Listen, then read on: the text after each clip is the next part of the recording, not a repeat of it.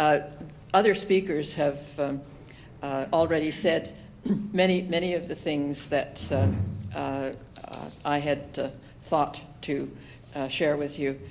I wanted to say that the occasion that brings us together is the 20th anniversary of the report of RCAP.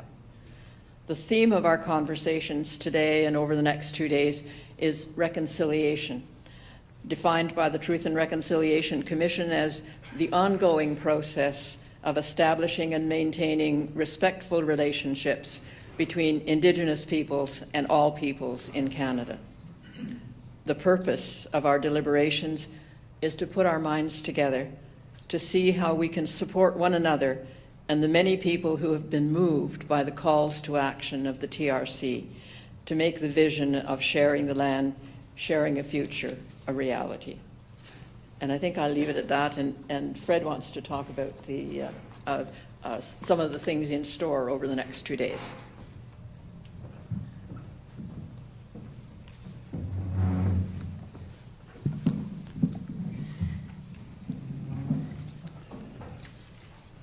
I want to begin my remarks by saying a few words about my co-chair, Marlene.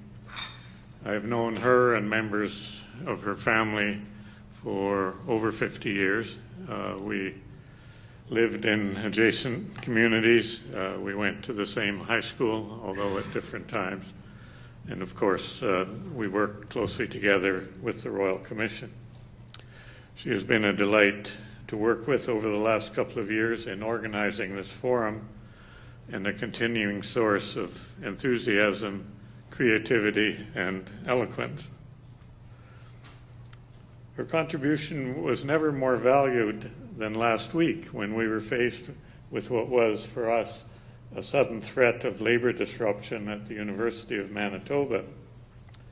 After we scrambled to find and confirm an off-campus location here at the Caboto Center, our program committee co-chair, David Newhouse, sent the following message, quote, "Are we sure we want to go to a center that valorizes Christopher Columbus and the European discovery of Newfoundland?"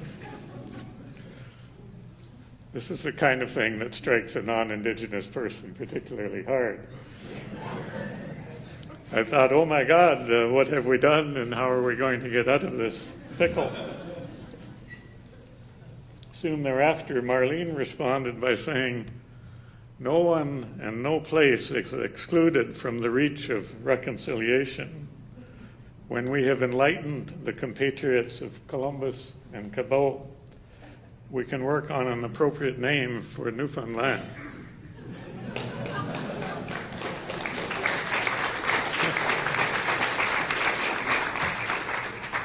I can see it now. RCAP Forum recommends name change for Newfoundland. As for the Caboto Center, even if it is in a pre-reconciliation state, we are most grateful to it for taking us in at the very last minute. One can't help but be impressed by the vision of a new relationship that has been articulated by RCAP and the TRC. But along with it also comes the realization that it is an enormous task that has been set out. When you look at what RCAP and the TRC had to say about restructuring the relationship as laid out by the brief summary of key recommendations included with your registration package, you realize that any of the steps requires an enormous investment of resources and creativity to bring it to fruition. Those recommendations are just a handful selected from the total. If my math is right, I think we're looking at something like 535 recommendations between the two commissions. So what can we do in a couple of days in Winnipeg? What is the value added that we can contribute? One piece of what we had hoped to accomplish is already in hand and will be announced tomorrow, to bring forward the information legacy of RCAP for public education, for research, and for renewed consideration. As for the rest, my own bias is to concentrate on fundamentally important changes in institutions legislation or policy that will set the relationship on a new course and that will pay long-term dividends. Of course, there's much else that needs to be done, an almost unlimited number of investments in housing, health, child welfare, or education that would, to borrow Perry Bellegarde's phrase, help to close the gaps. But the organizations representing First Nation, Inuit, and Métis governments, along with other organizations, are already doing an effective job in this area, and I'm sure the minister's attention is brought to these kinds of requests on a daily basis.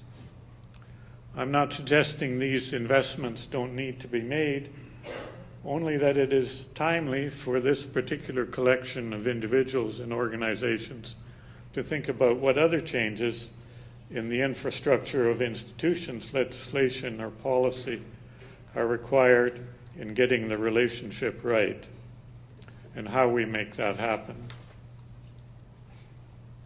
Mark Dockstader will remind us that we have been trying unsuccessfully to get the relationship right for 400 years. My Mi'kmaq friends in the audience from the Maritimes would point out that in fact it has been closer to 500 years. And it must have been somebody from central Canada who put that title together. Tomorrow morning we will hear from leaders of national organizations representing Indigenous governments and other national Indigenous organizations about how they see the relationship unfolding and what priorities they have in mind in moving toward a nation-to-nation relationship.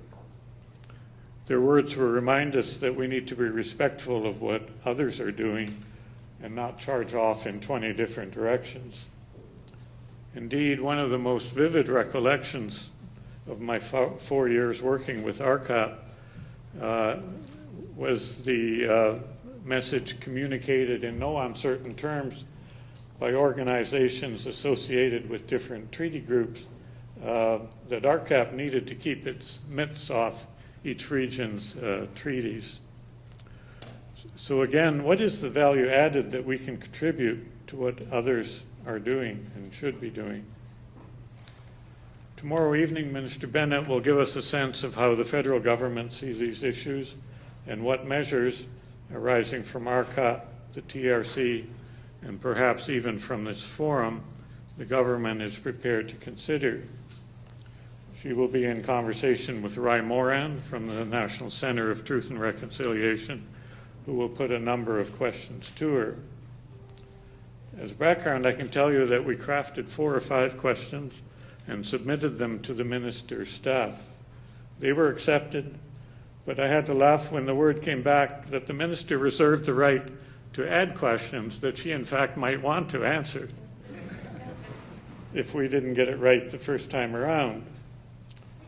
Clearly the minister is determined to avoid doing what I do all the time because of my hearing difficulty, which is to answer questions that no one has asked. We also need to be aware that even a committed and well-intentioned government can't do this by itself. It needs ideas, of course, and I hope we can provide some over the next couple of days. But a government also needs evidence of political support if it's going to embark on courageous steps.